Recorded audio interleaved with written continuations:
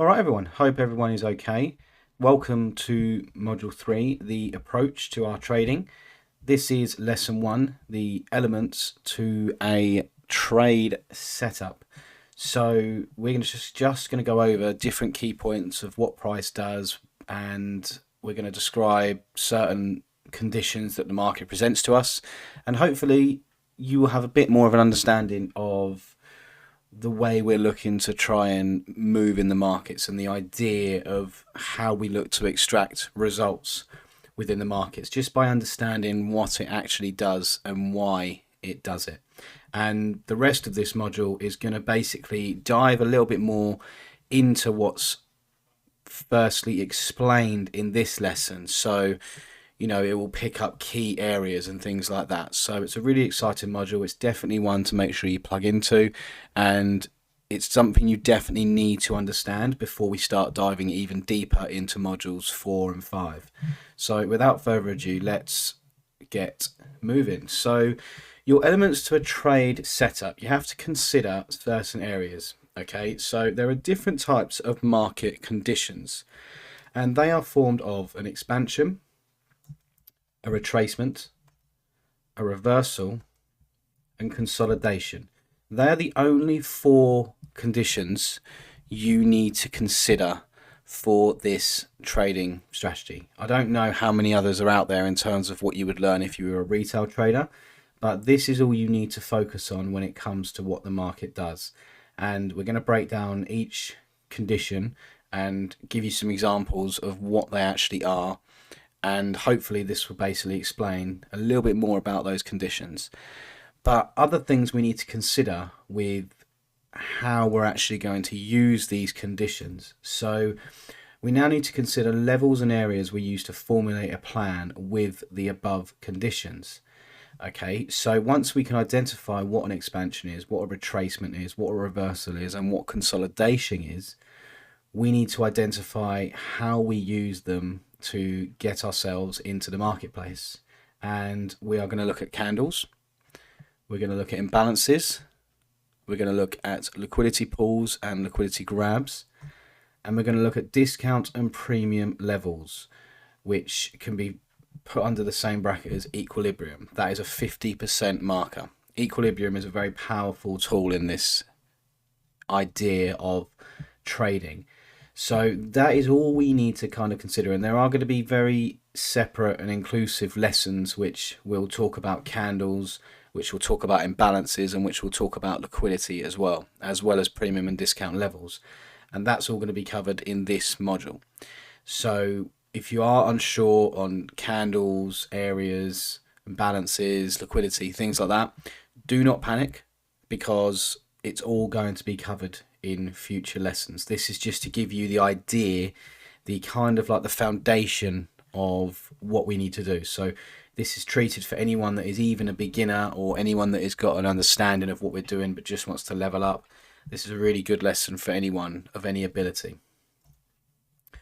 So essentially this here represents the market, and this big circle that we see is the marketplace. Within there is liquidity.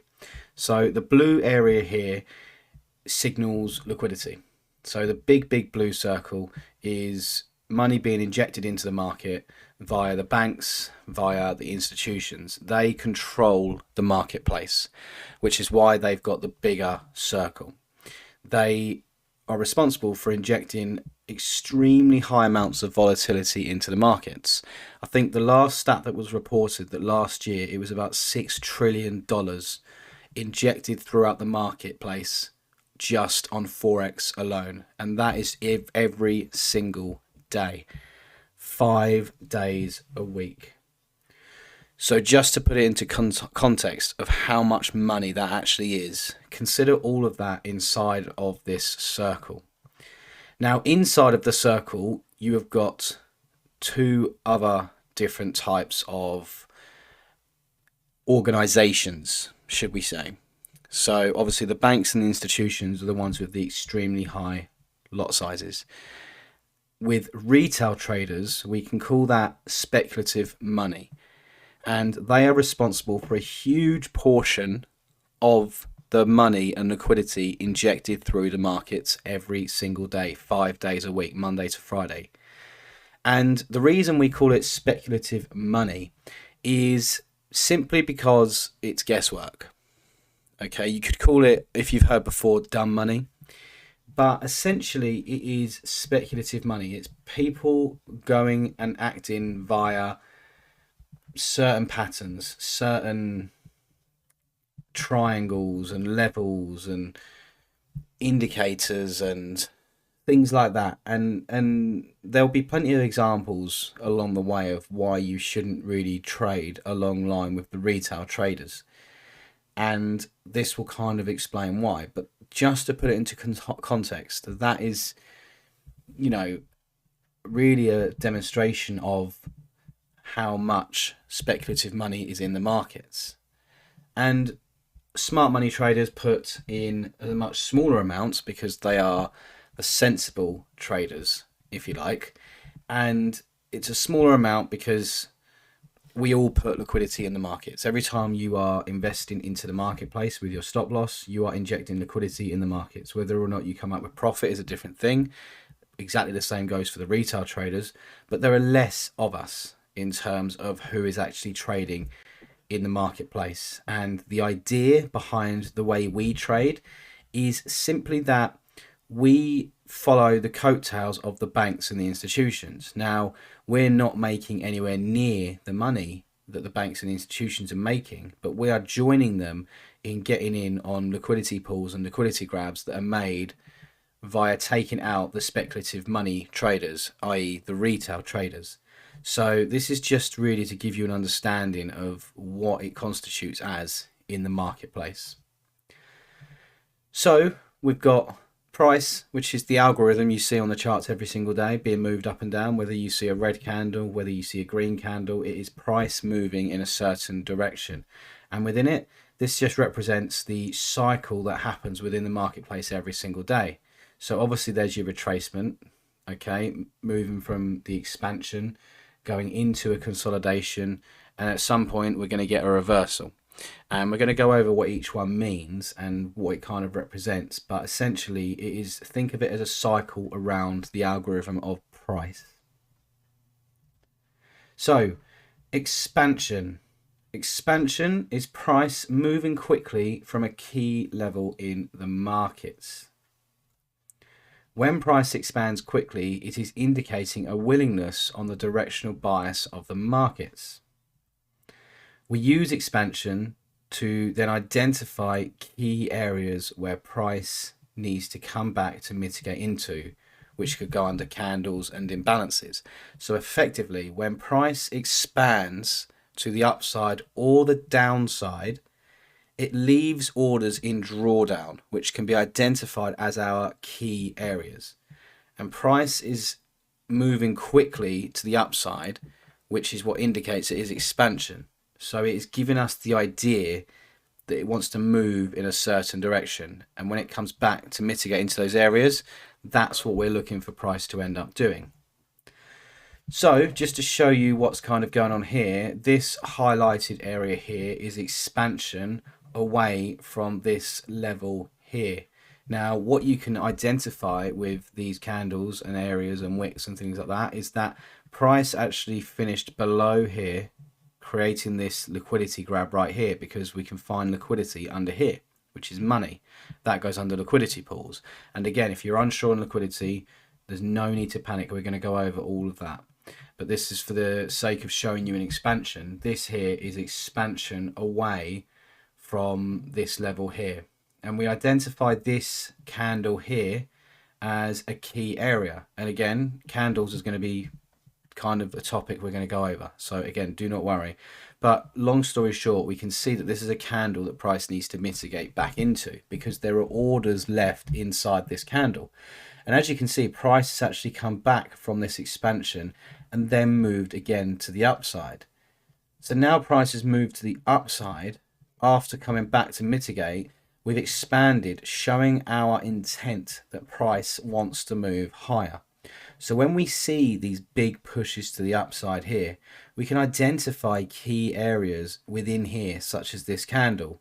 maybe this candle and this candle, which can form as your kind of order block area, this imbalance, which is within the order block. There's all sorts of areas that we can look at within here as well. Your equilibrium is measuring this trading range here and measuring 50% of the area, and below 50% is going to be your discount level. And on a selling condition marketplace, you're looking for a premium area. Again, we're going to go over that, so do not panic. But essentially, just for the sake of showing you the expansion, that there is price moving quickly from its intended area, showing us willingness to move higher. So a retracement. Retracement is when price moves back into our key area, which was created from the expansion. When price retraces back into our expansion levels, this indicates price is willing to come back and mitigate the orders which were left behind from the expansion. We look for key areas such as candles and imbalances. So effectively, when price expands to the upside, it leaves areas in drawdown. So price was selling and then it bought, as an example. When price buys high, it leaves sell orders in the market. Sell orders can identify as a candle when we are analysing the charts. And price has to come back and retrace into that area to mitigate. The reason it does that is because the volatility which is created via the banks and the institutions have an interest to go back there, because they know there is going to be liquidity resting there with their orders. So they are pulling price back down and then going in their intended direction. And it then makes up the cycle of what we're looking to do.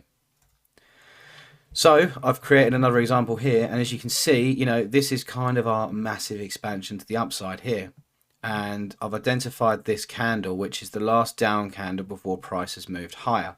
Now, the reason I'm counting this candle here and not this one here is because that there is a doji candle. There's not a lot of volume in there compared to what is in this candle here.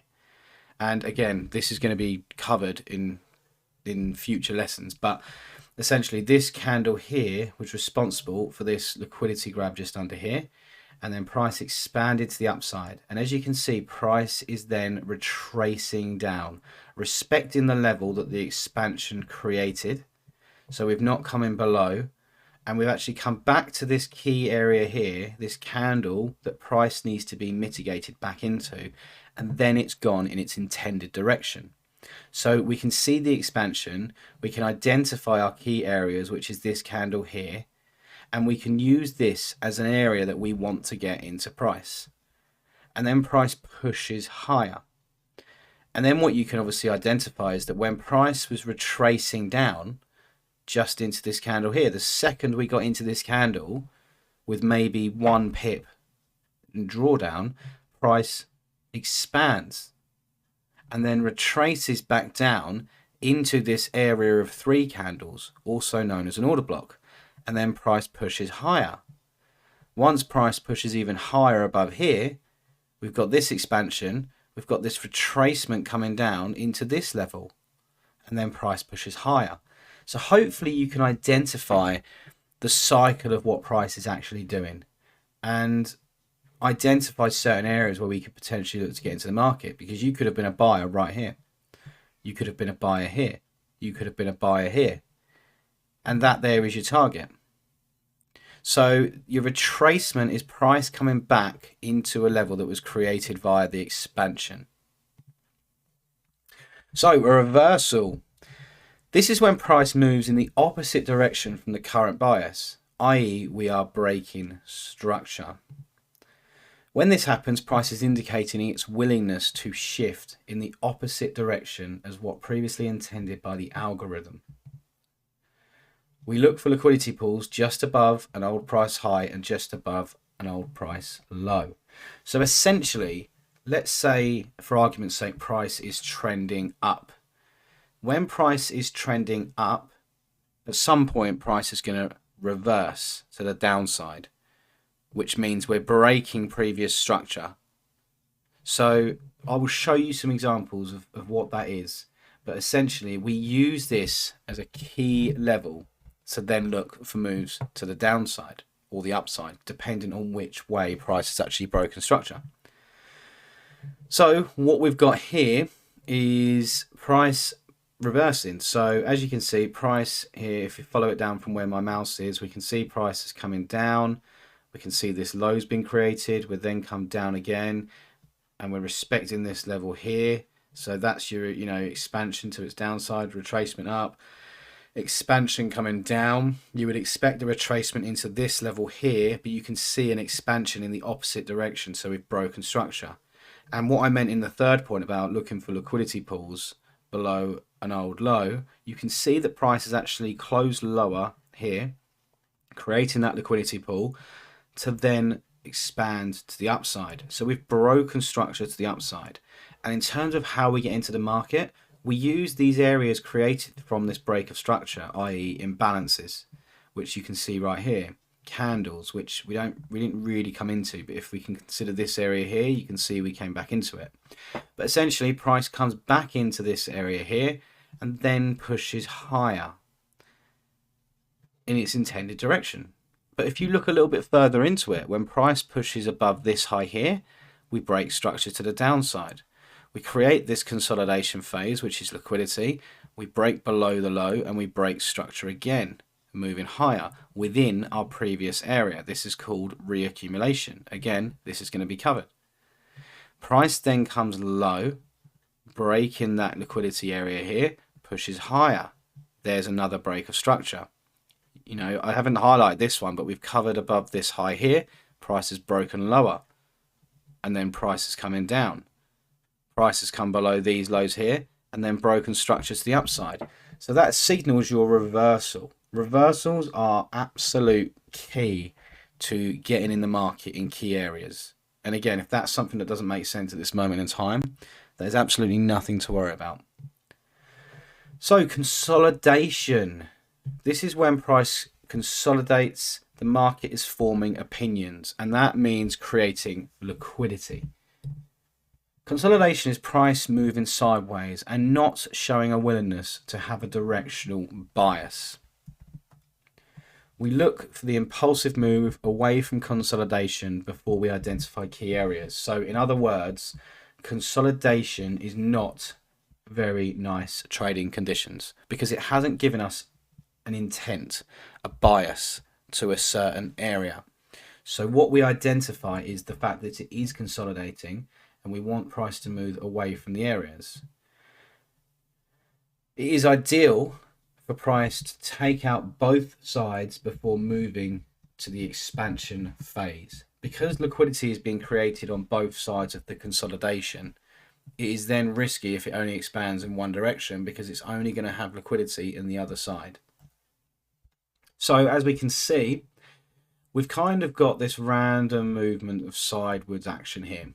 Now, it doesn't look as pretty on the charts as what it would maybe look inside your head, but essentially this is not market conditions. We can identify there's liquidity here, we can identify there's liquidity here, and this is where price is consolidating inside of this range. So we've got this low, we've got this high, and we've not actually broken any lower than this low, and we've not broken higher than this high, meaning that we are in a consolidation phase. We are doing nothing at this moment in time. There is no bias to the upside or the downside. And then it takes an expansion away from this area here for price to then come back and give us a rejection. Now, if this liquidity was taken out first, we probably wouldn't have had to come up and take this area here. But long story short, what you can see is price pushing low, coming in above this high here, breaking structure, i.e. reversing to the upside, coming back into a key area. This candle here can be considered your key area. You've got this imbalance, which you could have identified. You've got this last down candle. And then prices move to the upside, targeting the consolidation at the top side. So that is an area we are looking for. And this really is what you're going to be using for your phases. So to recap, you've got expansion, you've got retracement, you've got reversal, and you've got consolidation. And in terms of key areas, that is what we're going to go over in the next couple of lessons. So if you are unsure on what these phrases are, do not panic. It is going to be covered in the next topic. But with that, I will see you on the next lesson, guys.